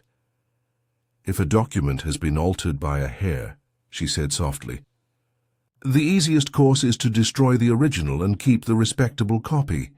In the case at the station, Lake said. And here is their hour, Miss Marple answered. Mr. Quill came in without apology. He set his parcel before Mrs. Armitage and unwrapped it to reveal not jewels, but the missing letter from the watercolor's backboard, flattened and pressed under glass like a fern. I cannot abide things half-mended, he said. If a thing is to be seen, let it be seen plainly. This letter is yours by courtesy. It does not belong in hedges or under mustard lids. Lake took the frame. The letter was innocuous, a thank you from a lady in Bath for allowing a companion, Mrs. Vale, to leave to better her prospects. The room held its breath. Quill did not look triumphant. He looked relieved. Mrs. Armitage glanced from the framed sheet to Mrs. Vale, whose face loosened a fraction. Miss Marple gave the smallest nod and turned back to the papers that governed the day. It is the number that matters, she said. Numbers tell on anxious people. Mr. Pettigrew, what rent stands in the original deed for the lower meadow? £37.10, he answered. And in the copy Mr. Hawley brought to check, 35, he said, and added as if admitting to a stain, I meant to put it back. Not to harm, Miss Marple said, but to tidy. Inspector Lake set the frame on the mantel. Where did you make the change? In my office 3 days ago, Pettigrew replied. Hawley sent the carbon. I lowered the figure to ease a fortnight's facility, and wrote him that terms were under discussion. I intended to restore it once the acceptance was met. I would have told Mrs. Armitage after the fete. The tacky edge on the copy, Lake said, came later. Someone sticky tucked it up to free a hand. Mrs. Vale lowered her eyes. I was clumsy, she murmured. Miss Marple smoothed an invisible crease. Then our map is clear. A banker adjusted a number out of kindness. A solicitor arranged discretion and reproof. A nephew wanted time and no scene. A careful woman tidied. A carpenter protected wood and perhaps faces. That leaves the little message in the hedge. Julian colored. I wrote it, he said abruptly. I practiced Mr. Hawley's A and failed. I didn't want him to thunder by the Caddy. I thought after bells by the U, we could talk first. Mrs. Armitage's fingers tightened and relaxed. And would you have asked him to speak slow truth instead of fast? Yes, Julian said. I'm not proud of bargains abroad. I wanted a fortnight to be better than I have been. Lake did not scold. So the vestry ticket was Hawley's, the hedge note yours. The safe's pinch Mrs. Vale's fear. The altered figure Mr. Pettigrew's tidy kindness. The caddies tore Mr. Quill's caution. "We are left with Mr. Hawley on the carpet." "He stood by the hearth," Miss Marple said. "He intended to correct people, and was contradicted by a heart that had had enough." Afterwards, tidy souls moved small things to make the picture bearable. Julian looked at his shoes. "Then I am spared a rope and left with disgrace." "Disgrace," said Mrs. Armitage, "is a bill we shall pay off in work. You will begin." "I shall," he said. Lake drew the carbon from his pocket and very carelessly said, £33.10. Pettigrew flinched. "35, he corrected. "Quite," Lake said. "Put your alteration and intention in writing." He looked to Mrs. Armitage. "Your bell can be paid without selling history if pride will accept help." Quill shifted. "There are men who can advance goods against sound," he muttered. "If the bell is honest, the timber will wait." Mrs. Rowan brought coffee and declared that dignity on tick was still dignity. Lake took the writing case to the bank, then walked back with Miss Marple. "You have spared them murder," he said. "I listened to small things," she replied. "Murder bangs." Yesterday crept. By afternoon the village had found its weekday face. Pettigrew drafted apologies. Julian wrote names with sums beside them, and sorry at the top. Mrs. Vale and Mrs. Rowan found they could speak plainly. Mrs. Armitage telephoned the jeweller about a bracelet and told him he would like the cause. Miss Marple, remembering she kept roses, went home to water them. She returned to Old Mill House and asked for the tea caddy. It sat again in its square of absence. Miss Marple pressed the spring. Inside was the scent of walnut, and in the lip a rubbed scrap of paper with H.H. penciled. He began a note, she said. He thought better of using a family box as a post, and chose a cloakroom instead. Mrs. Armitage accepted the scrap. "We shall keep the caddy till Christmas," she said. "After that away it goes." "Objects should not be asked to keep our secrets," Miss Marple agreed. Lake returned to take statements. He found Mrs. Vale's precise, Pettigrew's penitential, Julian's steady. At the door Miss Marple kept back one more small economy. "The spectacles on the pelmet," she said. "Shellac does not climb by itself." Someone carried stickiness into the room. Quill, come to ask may he mend a hinge, coloured faintly. "I had a rag," he confessed. I wiped a drip from the skirting. "If I touched the curtain after, that was my doing." "Thank you," Miss Marple said. "I prefer maps without ghost roads." The day ran out. At 6 the bells were tried again, a brisk plain hunt to tell the village that life had resumed. Lake stood with Mrs. Armitage by the French doors.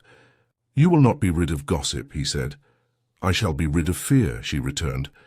Miss Marple, who liked parishes to settle like hens at dusk, sat a last time and thought how the afternoon had bent. She saw hands.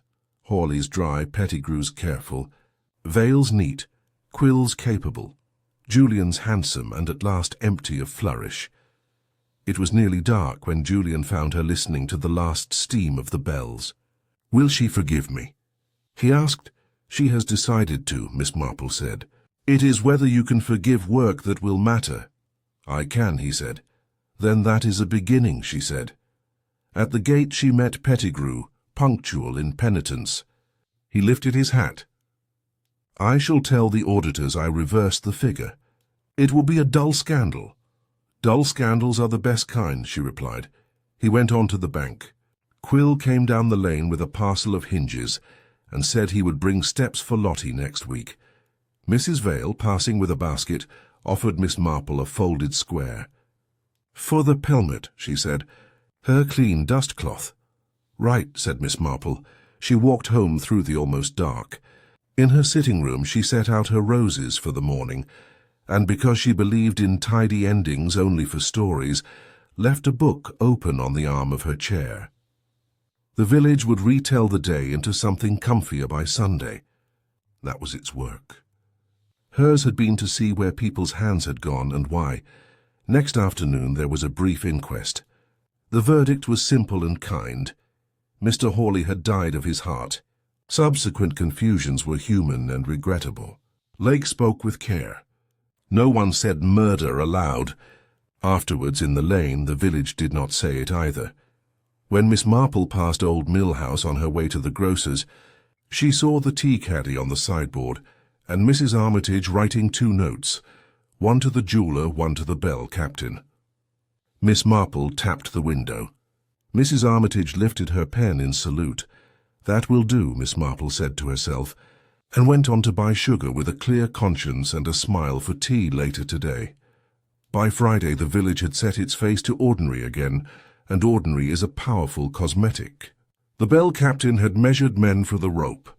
Mrs. Rowan's committee had become briskly tyrannical about sponge cakes. Even the brass band had forgiven itself a sour third. Miss Marple, who distrusted only one kind of recovery, the kind that leaves a question under the rug, took her knitting to Old Mill House and asked for a chair near the French doors. Mrs. Armitage brought tea with a steadiness that had gone from porcelain to steel. "One last fidget," Miss Marple said, turning a heel. "It came to me at the grocer's, which is where answers often come. We have found owners for nearly everything except the little bird's footmark in the ash and Mr. Hawley's pocketbook." Mrs. Armitage's mouth softened. "I know you will not be easy until there is nowhere left to look." "I am past being easy," Miss Marple said, "but I like to be accurate." She set down her work and looked at the hearth with the intent politeness of a woman visiting an old acquaintance. The ash had been tidied, but tidiness leaves its own little stories. In the grey, something darker made a faint arrow, not the poker's heavy insistence, more like the delicate tap of a leather corner. On the fender's inner lip a whisper of brown had dried to a shine. "Spirit will take shellac," she murmured. "But shellac will take dust. Lottie, my dear, may I have your fire tongs and a knitting needle you would not mourn?" Lottie, proud to be useful without tears, fetched both. Miss Marple knelt carefully, not to jar the story, and slid the needle under the fender where ash thickens like secrets. The needle met a resistance that was neither brick nor coal. She coaxed. The tongs took the weight. Out came a flat black shape, ash-kissed, with the obstinate neatness of a thing that has always been kept where it belongs, Mr. Hawley's pocketbook. Lottie gasped in triumph. Mrs. Armitage put down the teapot very precisely. Miss Marple said only, "There we are," as if rescuing a glove from a hedge. Inspector Lake arrived as if he had been waiting just outside the lane for the village to admit what it had mislaid. He did not exclaim. He dried the leather with a corner of his handkerchief and opened it as a man opens a drawer in his own desk, expecting order and prepared for nothing dramatic. Inside were the expected things: cards, receipts in a small exact hand, a postage stamp folded into a triangle the way clerks do and tucked flat as a leaf, a bank draft, for the Bell Fund, Mrs. Armitage read, because the room insisted she should be the one, 5 guineas, and with admiration for village persistence. Beneath it, in Hawley's usual dry script, a sentence: "Kindness may adjust numbers. Honesty must restore them." Lake let the silence have that line a moment. "He wrote his sermon," he said. "He meant to deliver it after bells with a cheque, and then die tidily," Miss Marple said very gently, "which no one can do by will." Lottie dabbed at her eyes as if polishing crystal. Mrs. Armitage looked at the draft as though forgiveness had put on a coat and come into the room. "He was a good man in a dry way," she said. "I dare say we were all a little wet." "Wet people keep villages alive," Miss Marple said. "Dry ones keep them honest. It is a pity the two must so often quarrel at tea." Lake found also a small card, on which Hawley had penciled the safe combination, the numbers written in a lawyer's way, without curls. He showed it to Mrs. Armitage and to Mr. Pettigrew when the banker came at noon with his confession already typed. Pettigrew read the card, swallowed, and said he had been spared the sin of forgetting. He had remembered all too well. "I shall return the £37.10 to its proper place," he said, "and pay the difference and my shame into the bell."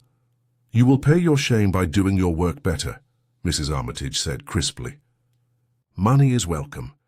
Improvement is cheaper." Julian came with dust on his cuffs from mending a fence with Mr. Quill. He looked at the draft and stood straighter. "He meant to be decent," he murmured. "He meant you to be," Miss Marple returned. "And I shall try," he said. And this time it did not sound like a speech. They took the pocketbook to the bank because things are calmer there. Lake logged it as he does, and returned the draft to Mrs. Armitage in the afternoon, when the village had begun to preen itself for Saturday. Mrs. Vale came with flowers and her apology, which was short and proper. She did not ask for absolution. She brought napkins and ironed peace into them. In the evening the ringers met to practice the pattern they would sound tomorrow. Miss Marple, who has never rung a bell but knows how to listen to one, stood with Inspector Lake under the yew, while the rounds went up and came down like knitting. The air held the bright taste of iron. Lottie's laugh carried briefly, then landed carefully as if it had been taught to mind lawns. The station cat, which has liberties no human possesses, strolled across the churchyard with the natural air of a creature that expects no fines for trespass. "There is one thing more," Lake said, because his trade minds residue. "If Quill had not brought that framed letter, it would have gone under a pelmet till kingdom come. Why did he? He is not a showman. He does not like half-mended things," Miss Marple answered. "And he is proud of hands that repair. He would not have them suspected of hands that harm. It mattered to him that we see his drift was care, not cunning. Will the village understand? The village will make a joke of it by Tuesday, and a proverb of it by Michaelmas," she said. "Ask Quill for a step and a sermon. That sort of thing." Lake's mouth had the shape of a smile. The bells changed their figure. After a few brave attempts at queens, they settled on something simpler and sound. Quill passed with a nod that was not a bow. Pettigrew stood a minute early, and a foot to the left of the lich gate, and then, recollecting himself, moved to the middle like a man learning to be ordinary. Julian carried a coil of rope without flourish. Mrs. Vale adjusted a hymnboard, and left it slightly crooked on purpose. Miss Marple saw her do it and was content. On Saturday, the Bell Fund table filled itself with coins that made respectable noises. Children rang a small handbell for their shillings. Mrs. Rowan enforced morality with cake. The band managed the floral dance without recourse to hymns. The vicar's wife had a box for confidences labelled questions. It received mostly recipes. Late in the afternoon, the bell captain came to say that the foundry had a window. If the subscription reached the mark by Tuesday, the bell could be hung by Advent. Mrs. Armitage looked at her bracelet, and then at the list of names, and found she would not need to sell history after all. "We shall keep the Caddy until Christmas," she said to Miss Marple. "Then I will let it go to someone who wants a story with his tea." "Stories keep anyway," Miss Marple said. "Boxes only pretend to." She had one more errand. At the hedge by the ha-ha a scrap of white caught. It was the end of a scarf, clean as if a new decision had shaken it out. She freed it and met Mrs. Vale near the lane. "Your scarf," she said. Mrs. Vale took it gravely. "I think I shall not leave things in hedges any more," she said. "No," Miss Marple agreed. "Hedges are poor housekeepers." In the drawing-room she stood a last time by the sideboard and the tea-caddy. She pressed the spring and let it show its little cleverness, then closed it again with the satisfaction of putting a child to bed. Lake joined her with his hat in his hand, and the look of a man who is mostly content and a little suspicious of contentment. "Nothing left under the rug?" he asked. "Only the rug," she said. "And that belongs to Mrs. Armitage. You are satisfied?" "I am at peace," Miss Marple said, "which is better, because everybody has work. Mr. Pettigrew has numbers to restore. Mr. Quill has hinges to mend. Mrs. Vale has a life to live in the middle of rooms. Julian has fences, literal and otherwise, and Mrs. Armitage has a bell to ring and a nephew to keep busy." "And you?" Lake asked. "Roses," she said. "They tell one about people when people are not available." She smiled. "And cake. Mrs. Rowan intends to see me fat." He laughed and went away, stowing his satisfaction where good policemen keep it, not too close to their heart. On Sunday, When the new bell's pledge was read and accepted, the village listened as if a future had cleared its throat. The captain called stand, and every rope obeyed. The first test peal came round true, and the sound ran along hedges and down lanes and into kitchens like a rumour in a hurry. Miss Marple stood with Mrs. Armitage in the porch. The air was cold and clean. The maples had decided to be gold. After bells, Mrs. Armitage said, is a good time to tell people things, but I prefer before. Before bells, Miss Marple agreed, people can still change their minds. They walked together as far as the green. Julian, hatless and useful, was setting trestles for a final sale of jam. Mr. Pettigrew stood by a board on which he had chalked a figure, and when a child rubbed it out with a mitten, he laughed and wrote it again without pinching. Mrs. Vale taught Lottie a fold that makes a napkin look like a lily. Quill produced from nowhere a step that steadied a wobbly sign. Lake, very nearly invisible, watched nothing in particular with satisfaction. Miss Marple went home in the sunset. She put the kettle on and sorted her letters, which were plain and friendly, and set one aside to answer before the light failed. The small card with Hawley's line had been given to her by Mrs. Armitage to keep beside a book. She slipped it between pages and thought that the village had been lucky in its dry man and its wet afternoon, and that both had ended decently. Then she poured tea and ate a slice of Mrs. Rowan's sponge, and was for a quarter of an hour thoroughly frivolous, which is as good for the soul as justice. When she looked out, the church had gone quiet. The air held the idea of bells, even when they were not speaking.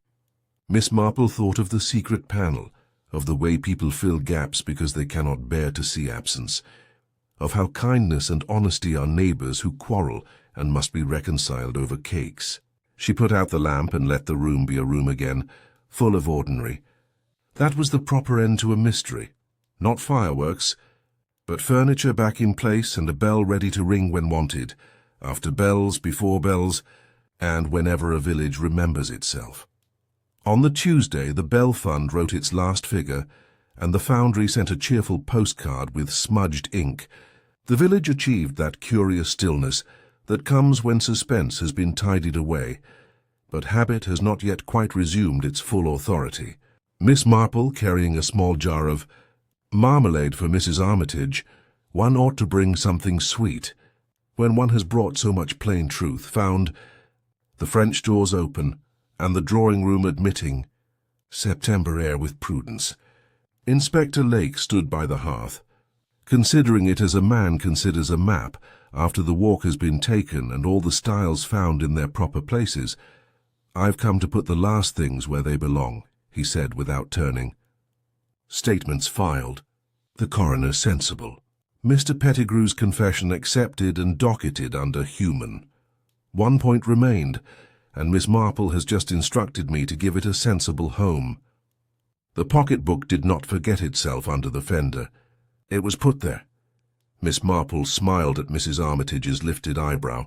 It is only that Mr. Hawley's careful hands would not, even in the act of dying, have thrust a thing half under and left a corner in the ash. The little bird's foot mark by the grate is the stamp a leather corner makes when tapped twice, once to see if the hiding place will take it, and once to nudge it true. A tidy person, making a frightened correction, put it there to keep it safe from fingers and from talk. Mrs. Armitage looked at the hearth with a calm that had been earned. Mrs. Vale, she said, neither startled nor censorious. Yes, said Miss Marple. She told us last night she could not bear indecency. A gentleman fallen on a rug with his pocket-book gaping offended her sense of proper endings.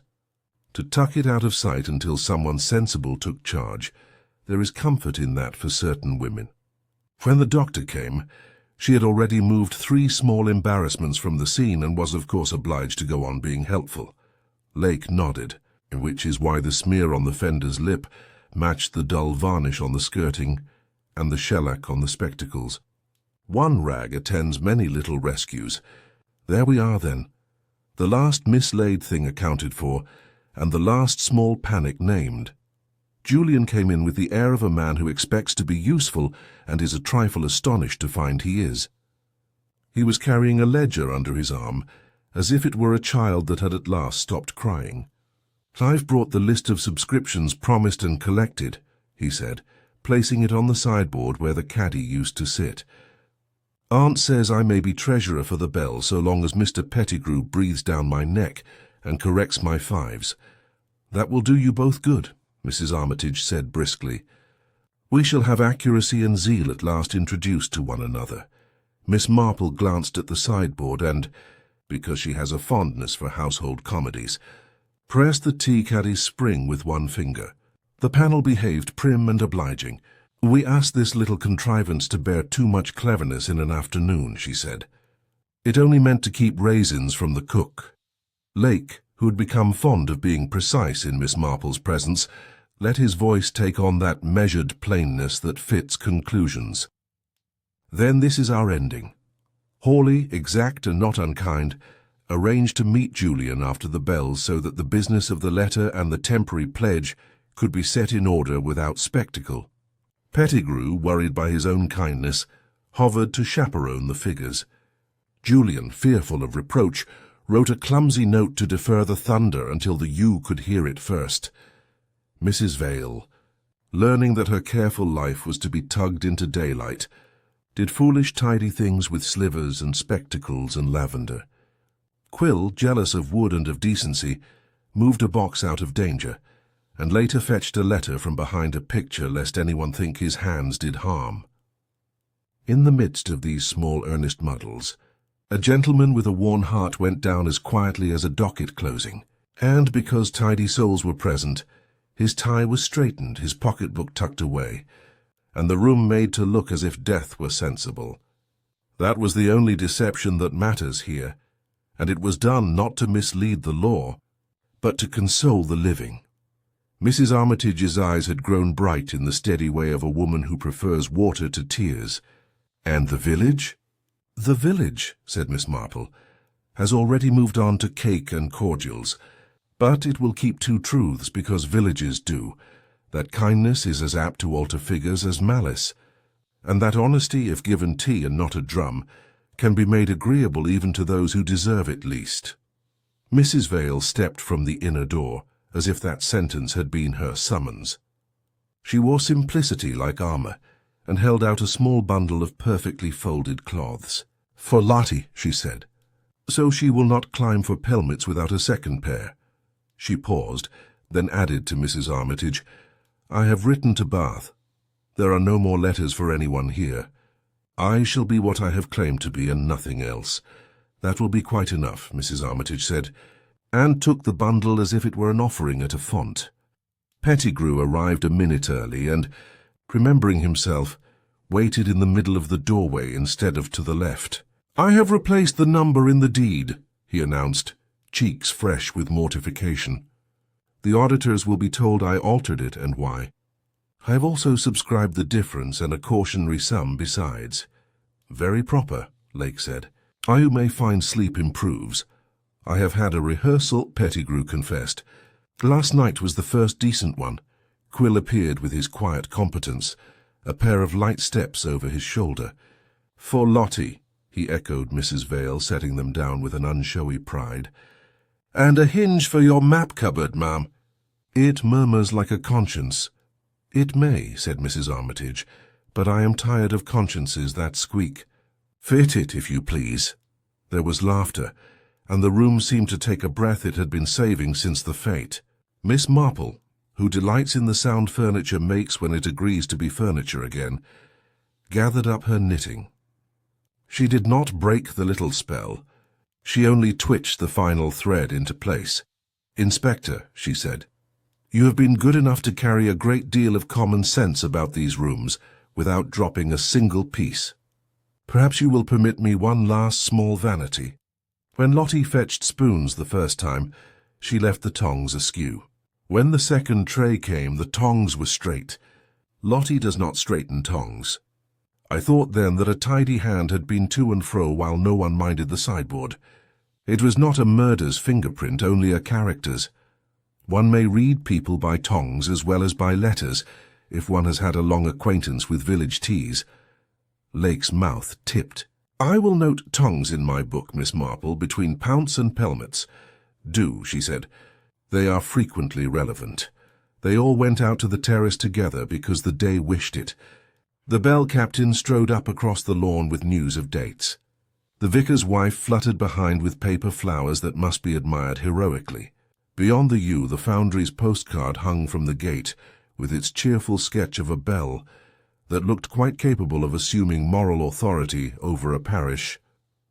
Julian, standing a little apart, looked back into the drawing-room once, at the hearth and once at the sideboard. Then he squared his shoulders, as if taking on an honest weight, and went to help the captain measure a rope. It did him good to be told exactly where to stand. Mrs. Vale walked to the church to set a hymn-board, and perhaps by accident left the numbers one out of order. A child corrected her, and she thanked him gravely. Pettigrew, noticing, did not wince. Quill went to his shop to put a last gloss, not shellac, not this time, on a frame that would hold a photograph of the bell the day it came home. Miss Marple lingered, because endings deserve witnesses. She touched the tea caddy and closed its lid with a sound like the period at the end of a sentence. "There," she said softly. "We have put the raisins back and the panel right." Mrs. Armitage laughed, and it was a sound with sunlight in it. "You have given me back my house," she said. "You will come to the hanging of the bell?" "I should like nothing better," Miss Marple said. "It is agreeable to hear a village say, 'We are ourselves,' out loud." She walked away along the hedge where once a foolish note had waited for the wrong hand, and thought how many mysteries are nothing more than people rearranging furniture in a hurry and calling the draught a ghost. At her gate she stopped to admire her roses, which had taken the weather's scoldings with dignity, and before she went in she looked back. Old Mill House had drawn itself up into that precise, comfortable shape English houses have when the people within have decided how to live for a while. There would be more gossip, more cakes, another small storm before Christmas. Life had never yet found a reason to be otherwise.